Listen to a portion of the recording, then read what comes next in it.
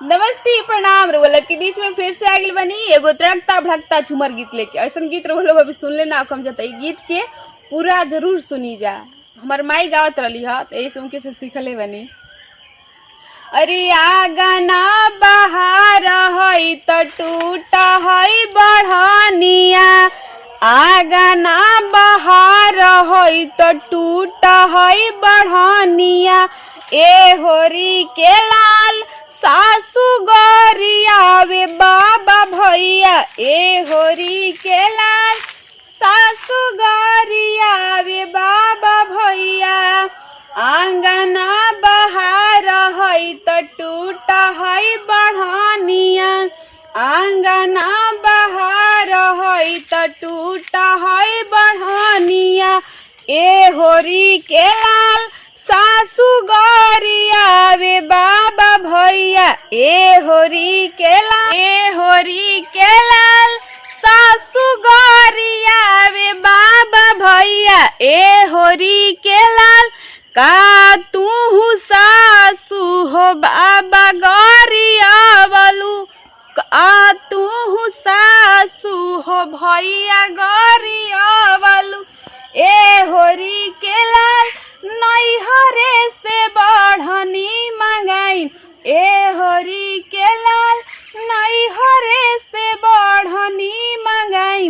ए होरी के लाल आगे आगे आवले हमरो जेठ भैया, आगे आगे आवले हमरो जेठ भैया।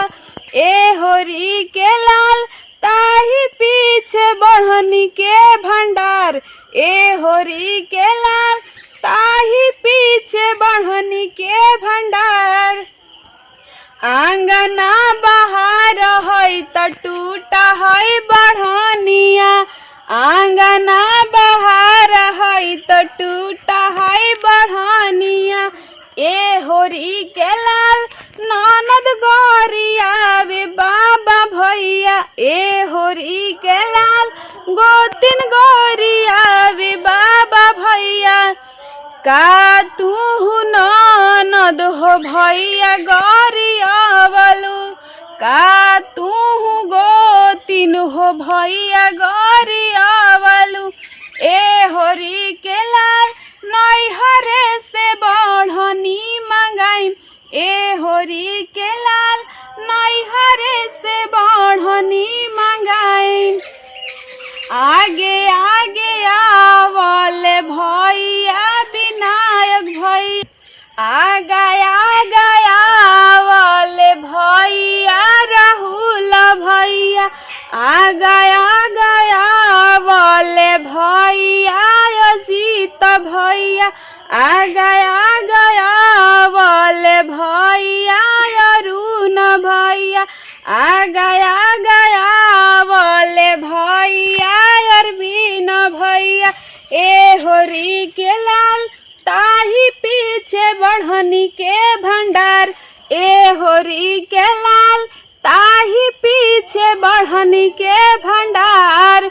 आंगना बहार है तो टूट है बढ़निया, खानवा बनाव है तो जर है जरानवा।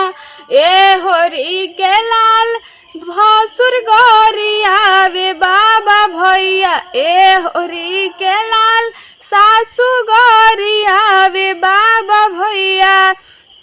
का तू सासू हो भैया गोरिया वालू, का तू सासू हो बाबा गोरिया वालू।